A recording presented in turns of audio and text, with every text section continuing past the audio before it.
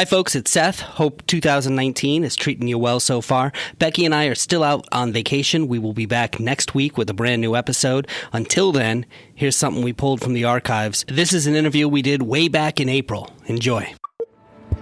Check. 1, 2, 3. The D. Brief. This is the D Brief. Your guide to Detroit. Your guide to Detroit's arts and entertainment scene. This is the D Brief. All right, Becky, Jag, we are very lucky here today because we have a very special guest with us. She has a brand new book out. Like brand new? Like today? Like just came yesterday. out. Yeah, absolutely. Like just came out. Hot. This week. Right. It's called Secret Detroit, A Guide to the Weird, Wonderful, and Obscure. And the author, Karen Dybis, is here with us. Welcome, Karen. Thank you so much for having me. I love books like this. This is it's basically like weird, strange trivia about Detroit, right? I'm so proud to be trivial in this instance. I'll take it. It's an awesome format, too, where you can just page through and see all the little tidbits and lots of pictures. Yeah, I started to think of it more like a travel book. Yeah. Like throw it in your car, take it with you somewhere, you're stuck in traffic, you're like, I'm just going to pull over and go look at something funny. Tried to make these all free or easily accessible places. So it's like a tourist guide. You know, it's like for someone like me who's been here for a few years on and off, like I'm flipping through it now and I'm like, okay, I know about that, didn't know about that, didn't know about that. And you can just kind of, like you said, flip to any page and say, oh, wow, let me go check that out now. Mm-hmm. So what is your favorite place in the book? I like all the historical monuments because I'm starting to understand a little more about Detroit history in the last few years. So I'm amazed. Like, I didn't know that the University of Michigan was founded in Detroit. And there's a monument to that. So that was a huge bicentennial the other day, like over the summer months. I love seeing where like Motown Records was founded because I'm a huge music fan, and United Sound and all the up-and-comings like Assemble and all the others. So I like checking out the new music scene through these kind of projects. I'll go anywhere you'd send me in this great city. So I really covered, I felt like, almost all the 142 square miles of Detroit through this project. I guess we should ask, are you a Detroiter? Are you native? I am not a native. I am by way of the thumb of Michigan, kind of a forever fan of this place because my mom moved here when she was 16. She lived in Detroit for a long time, and that kind of set us up to always be fans and come visit and hang out, and then ended up being suburbanites.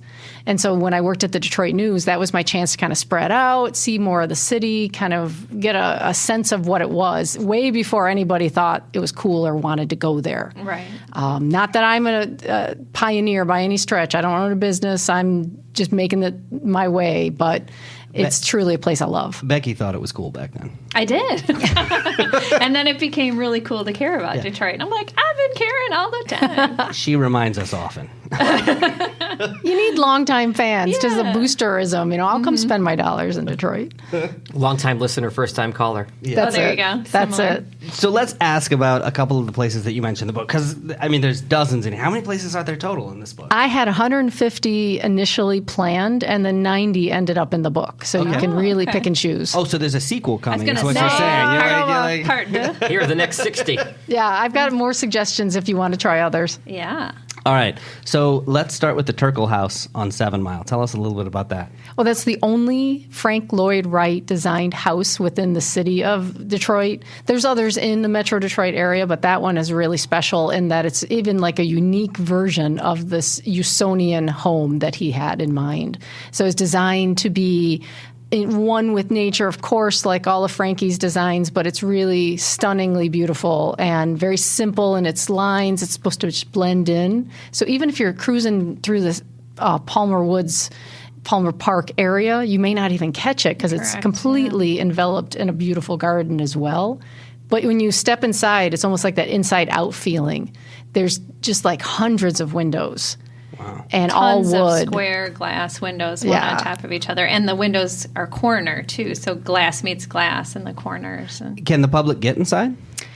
Unless you go on one of No. the public tours that they occasionally will put the house on. The owners, who are the owners of Blossoms, are very gracious to allow for tours to support their subdivision, so to speak, in the Palmer Woods area. So occasionally, if you get one of the Music in the Woods tickets, it might be at their home, but also they also open up for the garden tour so you can see at least that environment that's all around it and get a feel for it. Can you get me in, Becky? I mean, that's... We'll talk about it later. All right. It's all about who you know. Don't knock on the door Don't at knock on the night. door, Do not no. bother these nice people. No. That's a pro tip. But you know what? Even if you catch it, like on the Palmer Woods tour last year was the garden tour, even if you only go to the outside, the garden is beautiful. Yes.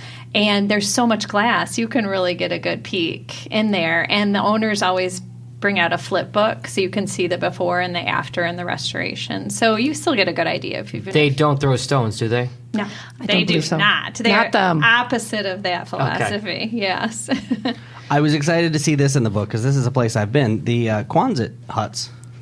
True North. Yeah, tell us a little bit about that. Yeah, I thought that development was really brilliant. I mean, you have so much, unfortunately for Detroit in some ways, vacant land. So all these decades of poor real estate decisions and people losing their homes through unfortunate means, but led to this property being open. And the same man who has Takoi has developed these Quonset hut that are kind of like extreme Quonset huts. So they're a little bit different size and shape than anything you might picture from like wartime.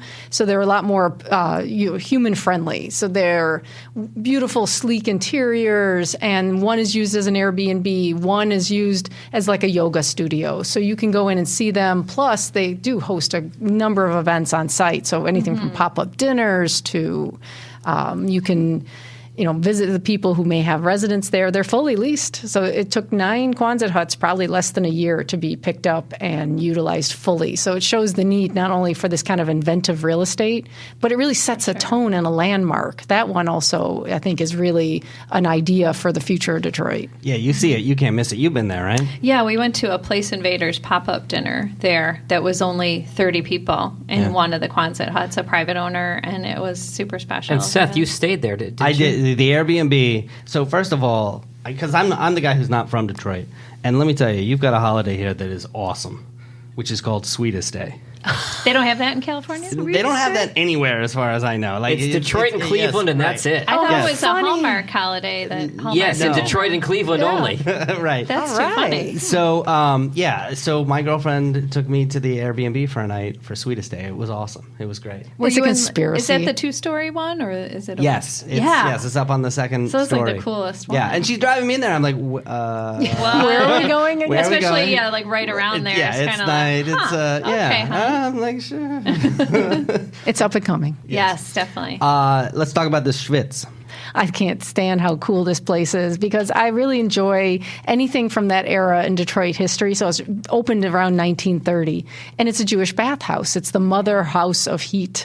And you're going to go in there, you're going to sit in the sauna, you're going to be hit with some leaves to kind of cleanse and purify. They're adding all these other accoutrements now, like there's dinners, and there are, I think there's like a Himalayan salt or some sort of other sauna option now. And then you can go sit in the cold water to kind of like detoxify and relax. And women are going in groups. Men are kind of hanging out together. There's co-ed times. It's bathing suits and just a good time had by all. So. As the Jewish guy in the room, I'm thinking of my older relatives saying, "Oh, go take a schwitz." And Yes. That's what I was going to ask you, Jag. Like, yeah, what's your connotation? Of this? Because when you first hear the name Yiddish, which is like Jewish slang, Yeah. you think of somebody when they're under duress or they're hot, they're schwitzing, which means sweating. they're sweating and they're Oh. perspiring. And so I think of schwitzing, and then I remember back at some point in my past, go take a schwitz, Yep. which is exactly what you're describing. Cool. See, as the non-Jewish guy in the room, I was also thinking of his older relatives saying, "Go take a Schwitz." You got the old guys, you got the young guys, you got the ladies. It's a beautiful and new didn't it space. used to be men only? I believe so, Yeah. and then it had a bit of a reputation at some point, Yeah. much like our area drive-ins. They all kind of went downhill for a time, but now this is new ownership. They're bringing it back and really making it a hot spot. Reinvented. But that's interesting to me that there are times that are co-ed, because I think Yes. of very Orthodox, old-school Jewish temples nowadays are still separate. Men sit separately from the women, and I'd imagine that's how these houses were back in the day. So it's kind of interesting to have a modern twist on it, where you might go with your girlfriend or your boyfriend, your husband, or your wife, and you can actually be in the same room together. That's interesting to me. Yeah, like going to the spa. Yeah. Yeah. Let's talk about the 1943 Riot Marker. That's one of my personal favorites because that one I couldn't believe existed after I read about it. I was doing a separate project and was researching the 43 riot, just completely in shock because everybody's heard of 67. Right. But who knew Detroit had all this history of racial strife that led to, in that case, the death of 34 people. And this particular gentleman was an immigrant, an Italian immigrant doctor, was going to treat some patients and was killed in the course of some riot action. It sounded like it was greatly unintentional, but his life ended there. So the Italian community raised funds for this bench to be installed. And I'm cruising down Gratiot, cruising down Gratiot, and I see where it's supposed to be. And there it is in the middle of an intersection. Like people are just zooming by. So you pull over, you risk your life crossing the street because you're trying to get into this little pocket. And there's this gorgeous, gorgeous marble bench with the story of his life on it that the community dedicated. And it's like, wow, this really is a special city that the people took this moment to honor the life of someone who was giving his all for others. Wow. I didn't know that I mean, I knew obviously about 67, but I didn't know about 43. Oh, you're not it's- alone. Yeah. I only learned that as an adult. I learned that tonight. I didn't know that either. I mean, we've talked with the movie having come out in previous episodes of the podcast about 67 and the riots and everything, and I felt like I've learned so much about that this year, and then to think that there was one essentially quarter century beforehand. Exactly. Yeah, less than a generation in theory, or maybe a generation. And not in much ish. changed in between. It makes you wonder how much of those bad feelings from 43 contributed to 67. But yes. which is weird, though, because I know in 67 they were very confident right up until the moments that the riot happened that, oh, this won't happen here in Detroit. We've got everything under That's control. true. Yeah, that's you know, true. which you would think they wouldn't think given that they had one in the past. Yeah, it really felt like Detroit was on an upswing once again. All those many times, and you had this wonderful, I think a fairly decent mayor. Detroit has had a long history of ups and downs with mayors. So in 67, here I'm it was sorry. like, There were ups? we're coming back. We're There's going a to few make ups. it. Yeah. Yep, and then right back where we were. Unresolved issues. Yep. Right. Let's talk about this one as well, because this is another one that I really like. I've seen from the water, the post office. Yeah, the floating post office. I, again, had to see that in person. That was the great fun of doing this, is actually going out to all the sites. And it is one of the most gorgeous parks in Detroit, in my opinion, because it's right on the water again. And you can see the Ambassador Bridge so close it feels like you can touch it. So it's like a postcard. And there's this little boat bobbing in the water, and you can go and you do regular mail. But that whole company's purpose is to serve the freighters as they're coming and going along the Detroit River so they can get mail and packages and little love notes like all of us want. And they've been doing it for over 100 years. Does Matty Maroon have a post office box on this boat? Yes. I think he's probably tried to at least stop the mail or something else there. He may have lawsuits. No, just kidding. Just kidding. I don't want anybody pointing a finger my way. Hi, Maddie.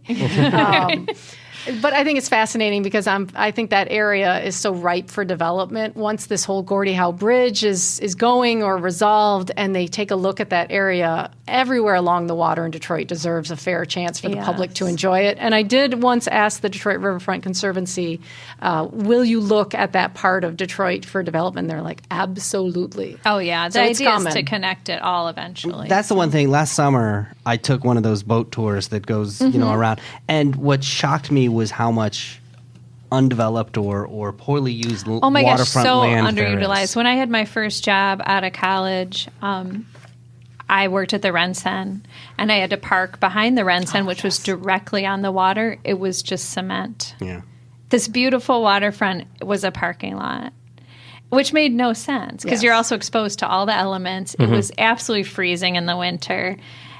Like, how can this be? Well, and just in the last week, that Michael Van Valkenburg Associates in New York, the architect, won the bid to develop West Riverfront Park. Riverfront. And so that's going to be another great And part of that's the city where, coming back. the Mopop Festival is, and it's beautiful. You go to that music festival, and these great bands are playing with the water right behind them, and it's so picturesque. But it's just plain grass. It's not I mean, built up. to So. Detroit's credit, this is not the only city I've seen like this. Like, I used to live in Providence, Right. Rhode Island, and across the That's street true. from me were some businesses that had their backs on the waterfront, and it was a Dunkin' Donuts, and it was a used car. Oh my God. Like, Well, it was Rhode Island. Of course it was a Dunkin' Donuts.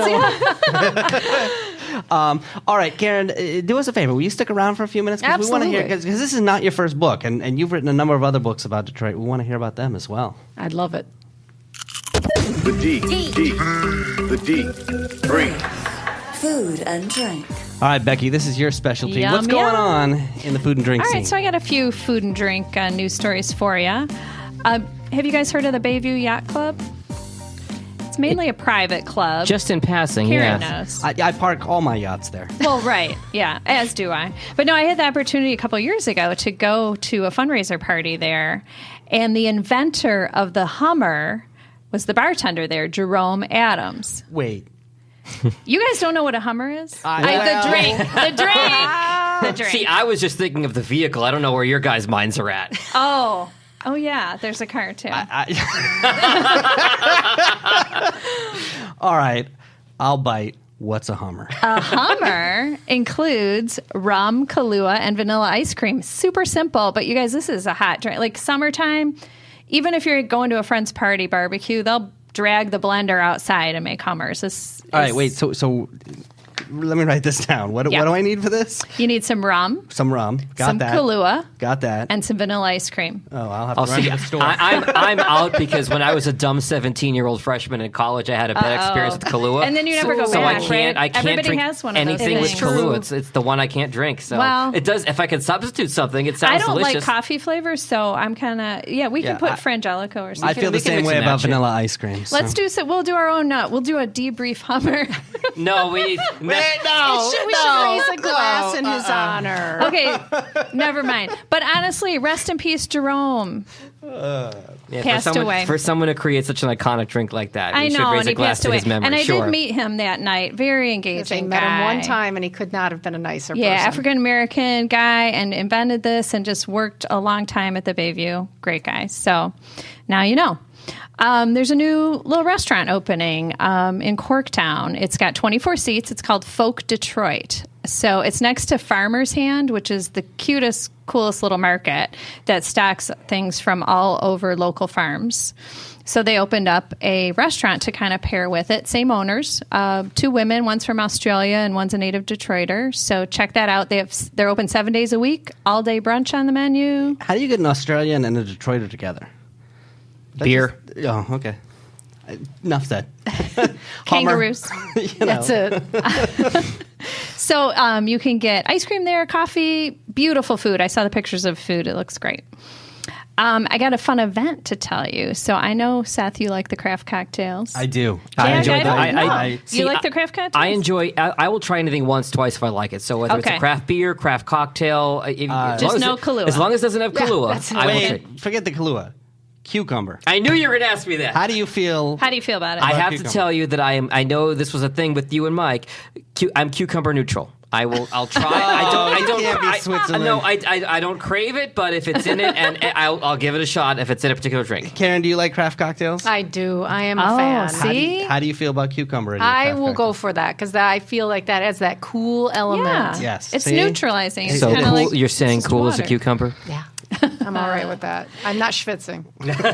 Not if you've got a refreshing cucumber in it. your beverage. That's absolutely Okay, so it. my husband and I and a bunch of friends are going to this, so you guys should all come too. It's called Sips, Tips, and Scholarships.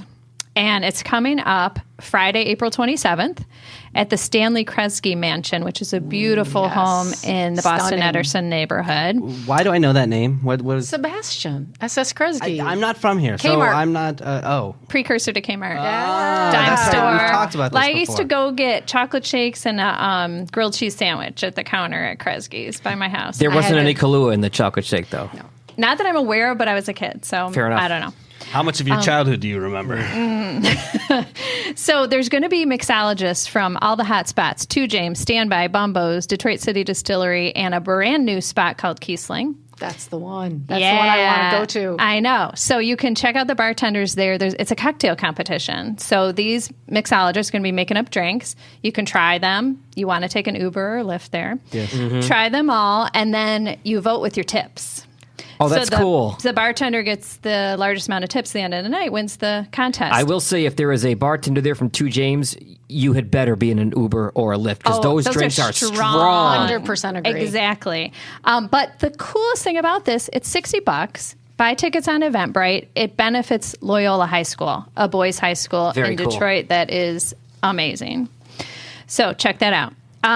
Cool national news for one of our own restaurants. Voyager in Ferndale was named one of the Food and Wine magazine's top 10 restaurants of the year. That's big. That is huge. That's and this really place is tiny, teeny tiny. That's small. It's one very of those small. hole-in-the-wall gems, right? Oh, downtown yeah. Ferndale? Is it downtown Ferndale? It's not really downtown. No, it's the other side. Okay. Yeah. So it's east of Woodward on And 9 Mile. I know they're known for their oysters, and having lived in New Orleans for 3 years, I fell in oh. love with oysters, so I need to You get down gotta here and go. try this. It's beautiful, too. It's just beautiful. It's tough to get in. You got to go at like kind of an off time, but so good. So, and they also opened another restaurant downtown called Lovers Only, which has this crazy good fish sandwich. I have to ask the obvious question. Yeah. Can you get a Hummer at Lovers Only? I believe behind in the alleyway, they may Yes. have something going on there. It's dessert. Got It's it. around the corner. It's a family show, folks. No, wait. I want Beautiful to ask. Capitol I Park. want to ask Karen. What's your favorite place to eat in Detroit? Well, I love all the little dive bars and all the cool spots like that. So I like the high grade, and I'm going to the Coney's, and I'm hitting Dooley's. Honest John. Honest John's. I like to see kind of like what life was like. So click, Oh yeah. what you want. Yeah. That's my kind of place. Love it. I've done the Drunks of Antiquity That's it. tour where they take you to all the old dive bars. There was one on I think it was Two-way in. Two-way in is the Yep. favorite. That's the oldest. And Avix. There was one that's like was it 6 or 7 mile? It was this tiny little Tom's? Yes. Looks like it's falling down. Yes, that was the last one we ended the night UD there. Pride right there. That was great. Spent many an evening. Oh, we could talk all That's a day about UD this. hangout? That's Yeah. I did not know that. Yeah. right. And I got to throw a shout out to the Whiskey Experience coming up, too. They're going to have the giant Oh yes, yeah. drink, like the world's record breaking. So that should be Now a I fun am a one. whiskey person. I need That's to get a in on Friday that. night event. Yeah. Big That's stuff. another Uber and Lyft your way Yes. there and back event. Definitely. Make your reservations now. This is the D. Detroit This is the D. Brave. All right, we're here with Karen Dybis. She is the author of a brand new book. Just came out. I mean, like yesterday, right? I mean, this is On tax day, of course. brand when all new. good books are Makes brought out. sense. It's called Secret Detroit, a guide to the weird, wonderful, and obscure. And it's all about, these strange, unusual places all throughout Detroit. But this is not your first book. You have a couple of books. She's got a about stack Detroit here. I mean, you I'm brought looking them at with them. you, right? I had to get better. I had to try a few books to kind of figure out the formula, and now I'm there. Ah, nice. We had Seth sit on the stack of books so he'd be the same height as the rest of us, actually. Oh yeah, I know that's nice. Yes. Since we don't have telephone books really anymore.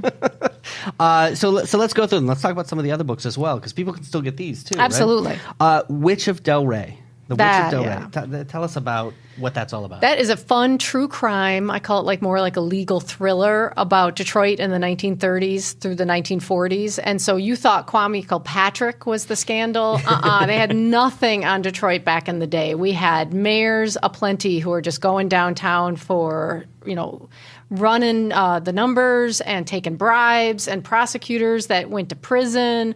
And that all was happening at the same time as kind of these mob wars, Prohibition, the Great Depression, and this Hungarian immigrants murder trial got thrown in the mix. And all these factors led to her and her son going to jail, and kind of the story of what happened to them and how they eventually got exonerated. So that's something that we've talked about on the show before is with Prohibition in Detroit, because of its proximity to Canada, Yes. Detroit was such a real hotspot at that time period, right? Absolutely. They always say the classic number that's thrown out there, and my friend Mickey Lyons can give you the full scoop, was 75% of the nation's alcohol was brought in through Detroit. Wow. Because it's not a big river. You look at the Detroit River, I mean, that is possible, It's close. not only with an ice bridge, but in general, if you had all the little guys bringing everything back with them, or women under their skirts would have special holders. I mean, Mickey's tales are hilarious of that time period. And so, yeah, Prohibition was hot stuff. And that's why we had so many gangs and so much of that kind of like lawlessness. Yeah, Purple Gang and all that. So was she really a witch? She wasn't. It was a mean nickname. It was kind of like a boogeyman or, boogie woman in this instance. So the neighbors were a little fearful of her. She seemed to have too much power and control and a little bit of money, which was frowned upon in the Great Depression. Everybody was suffering equally. So she became the kind of harbinger of bad times. So if your husband left you, it wasn't because you were a bad person. It was the witch had hexed him. So they kind of saw her as this negative factor. in Delray. I'm thinking, can I use that as a scapegoat? Can I use this as an excuse? People still, I've had people come to book events and tell me their parents would use the Witch of Delray. Like, if you don't come home by the time the lights turn on, the witch will get you. Is that the name? Was it the Nain Rouge? Kind of like a Nain Rouge feel. Okay. But So she's taken on a life of her own. So that's the Witch of Delray. You've also got the Ford, Wyoming Drive-In. Yeah, so that's still open. If everybody is still in love with drive-ins, they should go check it out because it's open on the weekends in the winter, 7 days a week in the warmer months. I call it Detroit's living room. So it really was a place to see and be seen and date and hang out and bring your pets and your beer in the car and hang out and see doubleheader every night. You can see 2 movies for the price of 1. And it's 5 screens. It used to be 9. It was the world's largest drive-in theater. Largest, yeah. And then the property, one of the very few places you can see a drive-in. I may have been here. Did you go? I don't know. It's the only one around here. Yes. So. Then I have. There was one up north, but I think that's my closed, girlfriend too. took me to a drive-in theater early on. This must have been have been. Yeah, so there's 8 left in Michigan of about the 130 drive-ins we had. It's crazy that a state as cold as it were as we have our Yeah. weather It snows in would have April. this many drive-ins, but we were fanatics about our cars, and so it all fits Yeah, into that everybody- idea that we love to drive. But you got an entire book about a drive-in theater.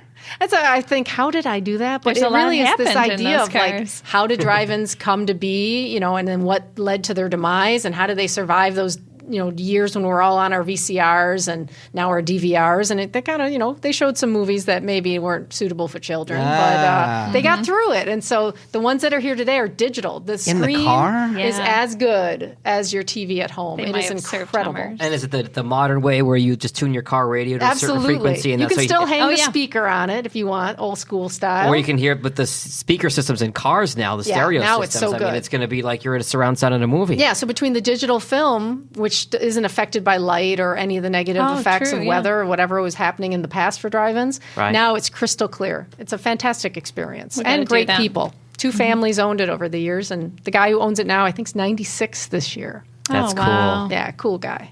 I just want to know, if I go to the drive-in, can I get a Hummer in the car? That's between you and who you They go with. just redid the refreshments area. Well, You never can you know. buy beer or do you have to sneak it in? I would recommend maybe putting it in the trunk. Yeah. Don't sneak people in. They know. They see. They That can is sneak so beer in funny now. because when I was a kid, so we had 6 kids in my family, and I was the youngest and the littlest, when we were going there, and they would make me sit under a blanket in the back to pay for me. So you We were could on a budget. You could go and sneak your own beer in as opposed to going to a regular movie theater and paying $8 for a pop. Oh, they're pretty. They'd love you to go to the concession stand, Of course, yeah. But I don't think that anybody's going to frown on a pizza and a 6-pack. No. They're pretty good at the drive-in. And let's talk about this other book here, Better Made in Michigan. That's right. Potato chip history. I'm one of 3 potato chip historians in the United States. Is that an official That's designation? really. Do you have no. a card? Do you Yeah, have is there a business card? conference? Do you all get No. together? And eat chips? Around a table? That's it. We could. No, Rachel Lutz of the Peacock Room Are you a once pure- described it as chippreneurs. I was like, you are the best for coining a phrase for me here. But yeah, there was like 30 potato chip companies in Detroit from the 20s forward. And all either, merged or disappeared because the family didn't want to take it on. And Better Made is the last man standing. It's amazing. And it's amazing that we have locally made chips that are so fresh and so good. Yeah, don't take that for granted. You don't get that. Do not in take other that for places. granted. Because there are it. less I than think a it's like handful left. Pennsylvania has one. There's Mike Sells in Ohio. Yeah. There's hers. There's a handful of them still around. But even Jay's out of Chicago is now owned by somebody else. Yeah, So we got to some really big respect I that. had Better Made barbecue chips for the first time my like a week gosh. ago, just randomly. It's a religious experience. Well, it was actually during Passover because they're kosher for Passover. Oh, yeah. And I was like, I've never had these. And my wife brought them home and I tried them. I said, I'm obsessed with these. I This is my new know. favorite potato chip ever, the yeah. Better Made It's like barbecue. the sweet They and smoky. do. They have and- like 5 different kinds of barbecue. So if you go to the store in yes, Gratiot, that's true. right by City Airport, that's where they make the chips. They have every kind of Better Made they make there. And you can try all the different varieties. They It's have like going to a 30 brewery and trying all the kinds. different Yes. taps. Yeah. And they're like a day old. So they're perfection. Wow. It's like getting a donut off the line at Krispy Kreme. It is a religious I like the experience for rainbow me. ones. Do you guys know about these? I haven't had the rainbow one. So it includes the burnt ones and the No. kind of like Ooh. No, not burnt. Sugary. Oh, okay. Sugar, You're right. Caramelized. Caramelized. Caramelized. Thank you. Yes, and I love those. Like, I'm the type that would pick those out of the regular bag, and now you can buy a whole bag that has some in there. That's how it got started. The burnt or caramelized French fries. Yeah, it's the same concept. Same With the mix, concept. yeah. So Now, there used to be seconds, so they'd pull them out of the good chips, Right. and they'd sell them for less. So the people, so-called down on their luck, would buy these browned or burnt chips, they'd call them, and they became so popular that they have to make a whole separate line of this kind of like I'd highly pay more for sugared. those. Yeah, they do it on yes, purpose now. Now, Karen, are you a purist or do you like the dips? Oh, no. I don't even eat flavors. I'm like the Henry Just Ford give of me potato the chips. I want yellows. original or wavy. The wavy is about exciting as I get. Wait, I felt like there was But some... I garlic dill pickle. I'll take that back because they formulated that spice mix with McClure's. Oh. And then McClure's went kettle Yeah, style. they and do they kind of their own. separated, but Better Made got to hold on The to thin that and spice crispies. mix. I Oh, detected baby. some moral judgment in that question Oh, there. no judgment. I like a good wavy chip with the French onion dip, but I like the plain. I was just curious. No, that's what you got to go local and get that kind of wavy on there because that will hold your dip nicely. All right, so if you're a potato chip connoisseur, you should definitely check out Better Made in Michigan. And the brand new book. And again, congratulations. Secret Detroit, A Guide to the Weird, Wonderful, and Obscure. Karen, thank you so much for coming on the show today. Thank you. I appreciate this so much. You've got a brand new website if people want to check it out, right? Yep, KarenDybis.com, and you can read all about the books. How do you spell the last name? Just for anybody listening. This is hard cold Polish here, so D-Y, B as in boy, I, S as in Sam. And the book, I assume, is on Amazon, any other places locally? All our favorite local stores, so thank goodness for people like BookBeat in Oak Park and Pages in Detroit and so many other wonderful local booksellers that have supported the local authors here and really given us a chance to have a platform. Awesome. Well, congratulations, and thanks so much for stopping by. Thank you for having me. Thanks, Karen. The D Brief. Your guide to Detroit's arts and entertainment scene.